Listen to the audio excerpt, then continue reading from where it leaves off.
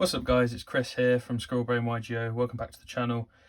Just want to quickly say a big thank you for 100 subscribers. We're currently heading towards 200 and I'd much appreciate it if you guys could subscribe if you're new here, like the videos, comment anything you guys want to see or any improvements you think you got for the channel, and I'll do my best to get back to you. But yeah, massive thank you for 100 subscribers. It's great to get good support on this hobby of mine. Thank you so much for the support. But today we've got a Plunder deck profile. The new card has come out in the latest set, Jord slash Yord, and I thought I'd do a deck profile slash template for what you guys can do with the deck, and you can take it out and change it as to whatever you expect to see at locals or events you're going to. If you see more Kashtira, more Flunder if people are still on that, slash tier, stuff like that. But if you can just take this as a base and change it as you go. If you think there's any improvements that could be made to the deck, then please comment your thoughts. I'll happily talk about it with you in the chat. Sorry, not in the chat, in the comments. But yeah, let's get right into the main deck. I start off with 3 Whitebeard.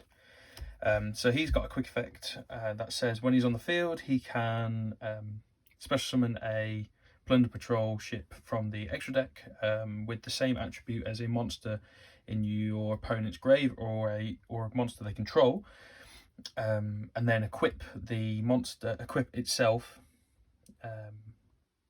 from the field to that monster that you special summon. So it's one of the most important cards.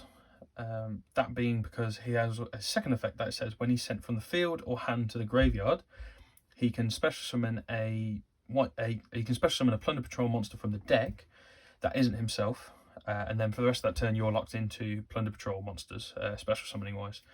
But yeah, this is a very important card, and to pair it with this we go with 2 copies of Redbeard. Redbeard's very much like Whitebeard, but it's a lot worse. So it has the same effect that during your opponent's turn it can tag out for a Plunder Patrol ship in the extra deck with the same attribute as a monster in your opponent's grave or on their field. But his second effect isn't anywhere near as good as Whitebeard, because he can, when he's sent from hand or field to the graveyard, he equips himself to a Plunder Patrol monster you control. So it's nowhere near as good, but it does do the same sort of thing as Whitebeard. So if you do have to just normal summon this, then you can still play if your opponent summons a monster with one of the attributes that you're interested in. Another thing is it's got 1000 attack, which is relevant for another card in the extra deck. So for other Plunder Patrol monsters, we also play 3 Golden Hair. This is one of the best cards in the deck. It's a 1-card Blackbeard. It says that when it's in the hand, you can discard a Plunder Patrol monster from the hand and special summon itself, and then when it's in the graveyard you can discard a card and then special summon it, and then for the rest of that turn you can only summon Plunder Patrol monsters. It's a really good card. It helps you go into like I said, using a card in the extra deck, it's a 1-card Blackbeard, and it's just a great card to discard with the amount of discards we run in the deck. It'll all make sense when I get to the extra deck and the rest of the deck.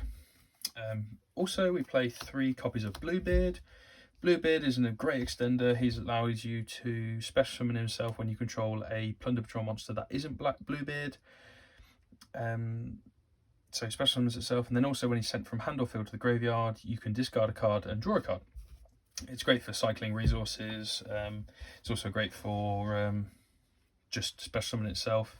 And also the fact that, let me go back, sorry, this Whitebeard and Golden Hair are tuners, and tuners are one of the most important parts of the new way of playing this deck, which we'll see when we get to the extra deck with the new Jord card.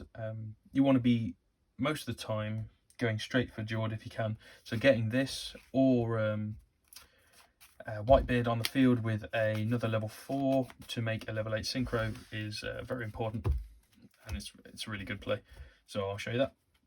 And the last Plunder Patrol monster we play is 3 Black Eyes. Black Eyes the Plunder Patrol Sea Guide. This card recently came out last year, which it's an insane card. It allows you to grind a lot further with the deck. Basically it says you can target one Plunder Patrol monster in your graveyard, add it back to your hand, and then you special summon this card from your hand. Then when it's sent from the monster zone to the graveyard, or the hand actually, you can target one Plunder Patrol monster card in your spell and trap zone and special summon it in defense position. So it's an insane card, allows you to just loot resources and stay on top, because a previous problem with the deck was that you're discarding for your ship's effects, and you want to be able to loop those resources and always have something in hand. This is a way of looping those resources and continuing to have advantage. It's a great extender to get on board with your tuners and go into Jord, which we'll see in a bit. So yeah, that's the Plunder Patrol monsters. Now for the non-engine hand traps that I play. Now you can play whatever non-engine you want to play.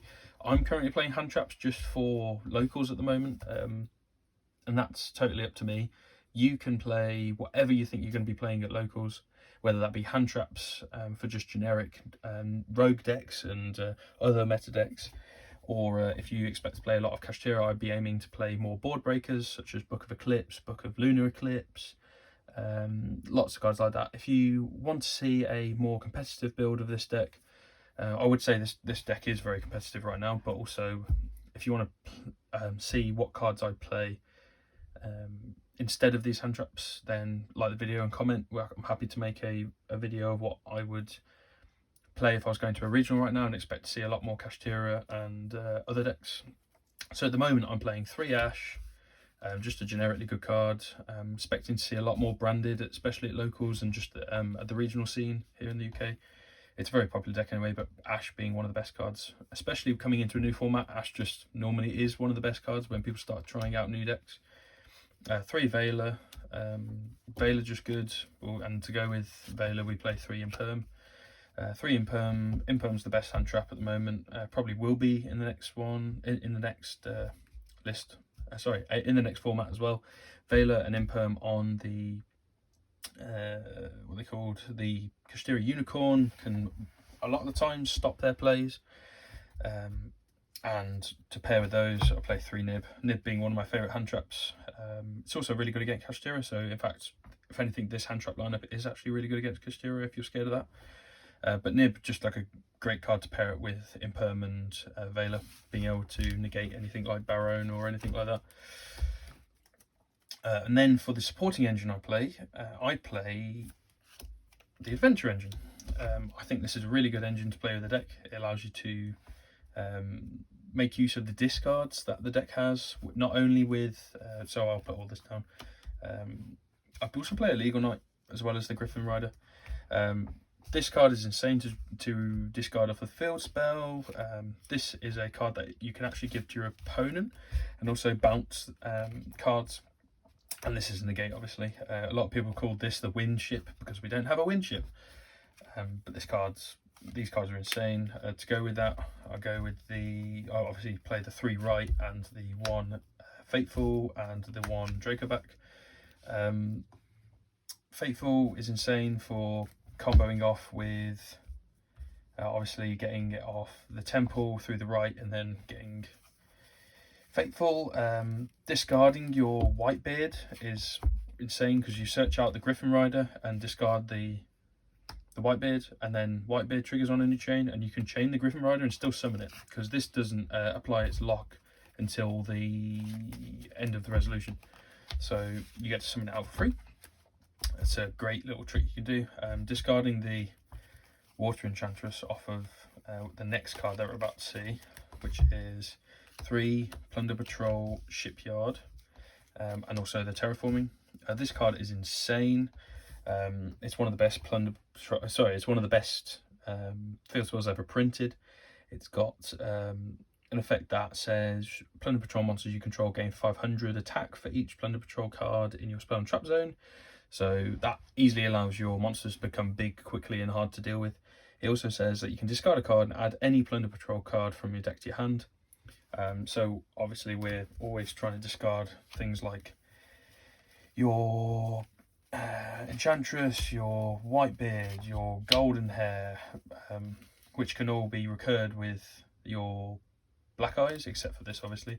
But Shipyard discarding Enchantress is just so good. Like it's such a ridiculous amount of advantage. Then it also has another effect that when it's in the graveyard, you can target one Plunder Patrol card that's in your spell and trap zone, return that to the hand, and then set this card, which is also insane because you can just, your opponent can remove this and you'll just get it back the next turn. I love this card, it's so good. I would never play any short of 4 copies of it, including the Terraforming. And the last card is Plunder Patrol Booty. This card's just great in the grind. It's just a trap, a continuous trap that says you can declare one attribute, target one monster your opponent controls.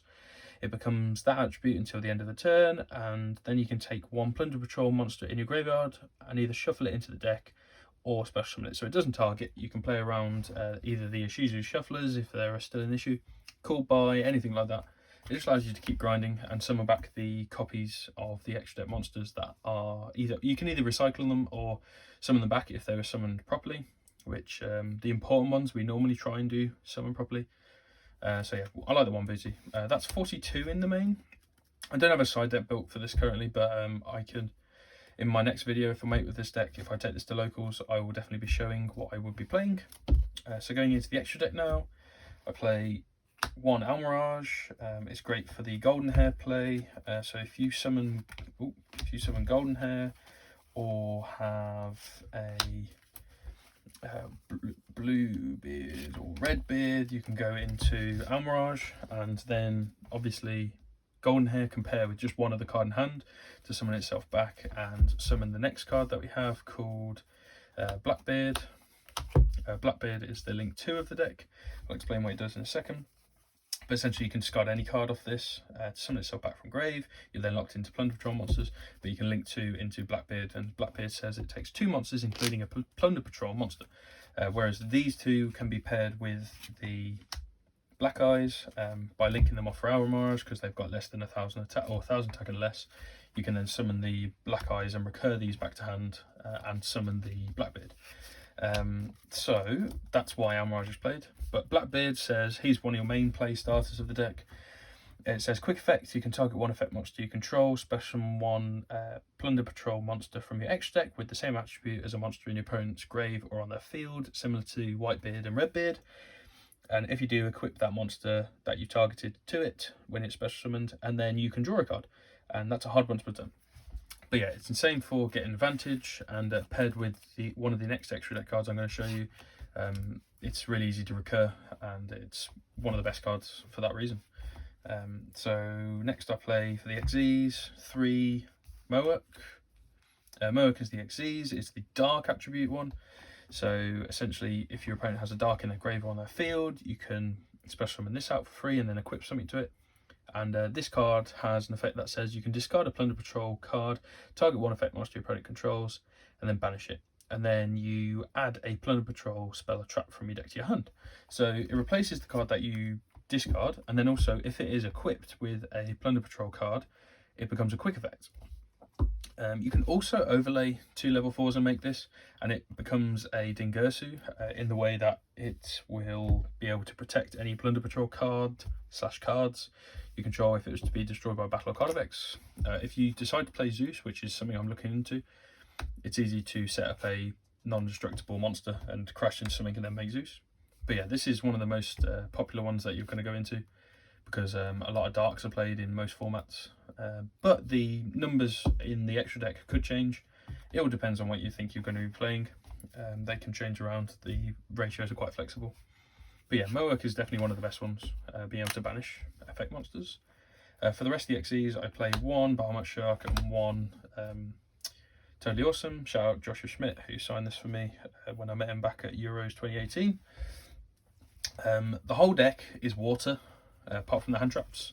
So if you ever get into a position where you're able to overlay for Bahamut Shark before you go into any of your plunder plays and get locked out, you can make this, and then you can link this off with a plunder to make Blackbeard.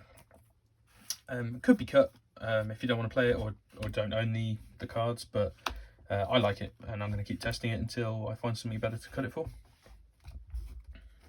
So onto the fusions. We only play 2 at the moment, which are 2 Plunder Patrol Lice. This card's one of the better targets to go for along with Moark. This is light, so if they have a light in their grave or field, you can special summon this out and then equip the targeted monster or the monster that's summoning it out to it. He discards a Plunder Patrol card to negate the effect of a monster, quick effect. So when your opponent activates a monster effect, you can discard a Plunder Patrol card, negate the activation, and if you do, destroy it, and then you get to add any Plunder Patrol card from deck to hand if it is equipped with a Plunder Patrol card. So it's a quick effect regardless. It can still respond to any monster effect your opponent does, whether that's Nibiru on your turn or any of the monsters on their turn, but he can only add a Plunder Patrol card from deck to hand if he's equipped with a card. He also has another effect which a lot of people don't know about, is that quick effect during the main phase you can special summon a Plunder Patrol monster that is in your spell and trap zone. So if one of the ideal plays is that you have your Blackbeard out, and then you use the effect of Blackbeard, special summoning out Lice and equipping the Blackbeard to it, and then you get to draw a card off Blackbeard's effect.